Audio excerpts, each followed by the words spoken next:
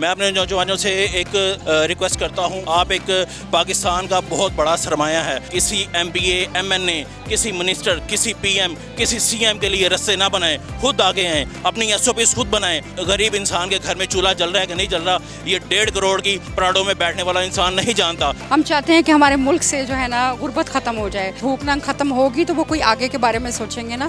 اگر ایک بھوکا بندہ ہے تو وہ کیا سوچے گا, کچھ بھی نہیں سوچ سکتا.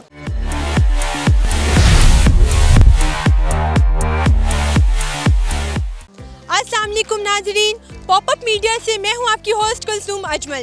ناظرین, آج ہم لوگ موجود ہیں مصطفیٰ ٹاؤن میں, اور ناظرین آل پاکستان یوتھ موومنٹ کی جانب سے مصطفیٰ ٹاؤن میں راشن تقسیم کیا جا رہا ہے. اسی حوالے سے ہم آل پاکستان یوتھ موومنٹ کے چیئرمین عبداللہ سے بات کرتے ہیں. چلیے میرے ساتھ.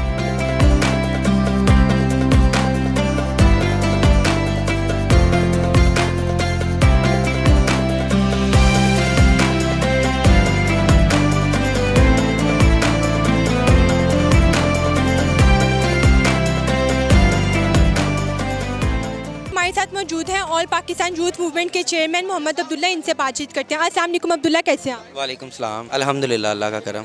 عبداللہ, سب سے پہلے تو آپ ہماری آڈینس کو آل پاکستان یوتھ موومنٹ کے حوالے سے کچھ انفارمیشن بتائیں کہ یہ آرگنائزیشن کیا ہے. آل پاکستان یوتھ موومنٹ جو ہمارا پلیٹ فارم ہے, اس میں ہم نوجوانوں کے جو سوشل رائٹس ہیں ان کے اوپر ہم ان کو دیکھتے ہوئے ہم آواز بلند کرتے ہیں. چاہے وہ تعلیمی بحران پہ بات کرنا ہو, چاہے وہ بیروزگاری کے مسئلے کو لے کر آپ نے دیکھا ہوگا کہ مختلف قسم کے ہم نے پروٹیسٹ کیے ہیں, سڑکوں پہ بھی نکلے ہیں.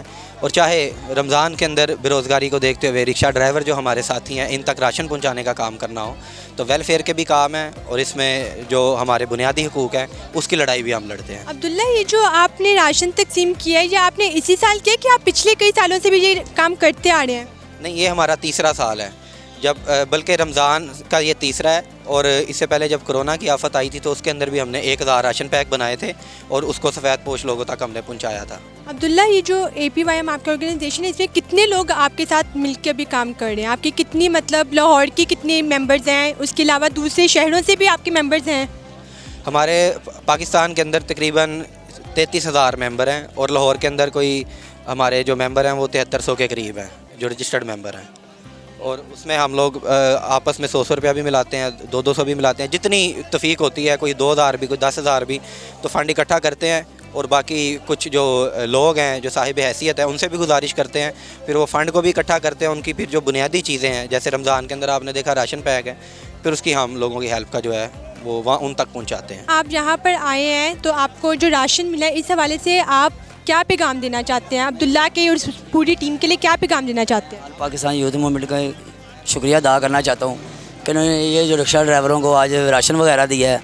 یہ بہت اس ٹائم حالات بہت تنگ جا رہے تھے. عبداللہ بھائی اور عثمان بھائی بہت اچھا ہمارے ساتھ تعاون کرتے ہیں, کوئی مشکل ہو, مسئلہ ہو, ہمارے ساتھ کھڑے ہوتے ہیں. آپ یہ جہاں پہ جو راشن ملا اس حوالے سے آپ کیا کہنا چاہتے ہیں؟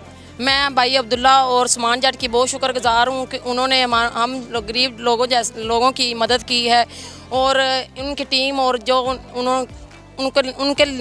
ان سے ہو سکا ہے ان لوگوں نے ہم سب لوگوں کے لیے جو راشن دیا, اللہ تعالیٰ انہیں اور ترقی دے اور لوگوں کی امداد کرنے کی توفیق دے. ہمارا الحمدللہ ہر رمضان میں لوگوں کے لیے, مستحقین جو لوگ ہوتے ہیں ان کے لیے راشن ہم دیتے ہیں, بجائے کہ ہم کسی کو کہیں کہ آپ ہمیں ڈونیٹ کریں. ہم الحمدللہ اپنے بہاف پہ لوگوں کو ہر رمضان میں راشن دیتے ہیں. آپ کے سامنے حکومت بھی یہ ہوتی ہے جب نوجوان پورا سال 8 ماہ بعد 8 ماہ تک اچھے کام کرتے ہیں, جیسا کہ رمضان میں راشن دے دیا, کرونا میں کوئی لوگ آ گئے تب راشن دے دیا, یا پھر سردیوں میں کمبل بانٹنے کا کام کر دیا. ہمارے معاشرے کے جو نوجوان ہیں وہ بہت کچھ کرنا تو چاہتے ہیں, لیکن وہ ہمارے جو معاشرے کا نظام ہے اس کو بہتر نہیں سمجھتے. میں اپنے نوجوانوں سے ایک ریکویسٹ کرتا ہوں, انہیں ایک میسیج دینا چاہتا ہوں کہ آپ ایک پاکستان کا بہت بڑا سرمایہ ہے. پاکستان میں اس ٹائم 65% یوتھ ہے. یوتھ پہ ہر چیز ڈیپینڈ ہوتی ہے. آپ لوگ باہر آئیں, اپنے گھروں سے باہر نکلیں. جب تک آپ اپنے گھروں سے باہر نہیں نکلیں گے تو جو لوگ آپ کے اوپر مسلط ہیں آپ کو ان کو برداشت کرنا پڑے گا, کیونکہ آپ لوگ یہ چیز دیکھتے ہیں. جب کسی سے پوچھا جائے بیٹا آپ بڑے ہو کر کیا بنو گے, تو بچہ کہتا ہے کہ میں انجینئر بنوں گا, میں ڈاکٹر بنوں گا, یہاں تو کہتا ہے میں بزنس مین بنوں گا. میں آپ لوگوں سے ایک سوال پوچھتا ہوں, کیا ملک بزنس مین چلائے گا, کیا ملک کوئی بیوروکریٹ چلائے گا, کیا ملک کوئی بزنس مین چلائے گا, یا پھر کوئی ملک کوئی ڈاکٹر چلائے گا؟ نہیں, ملک کوئی چلاتا ہے تو صرف اور صرف پولیٹیشین چلاتا ہے.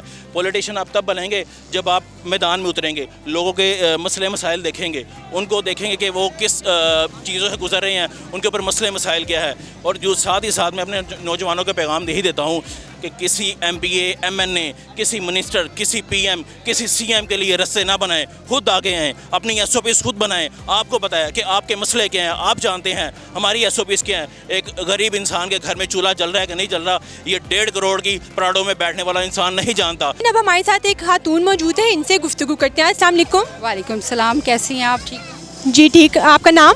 جی میرا نام رفعت جاوید ہے. ہم چاہتے ہیں کہ ہمارے ملک سے جو ہے نا غربت ختم ہو جائے.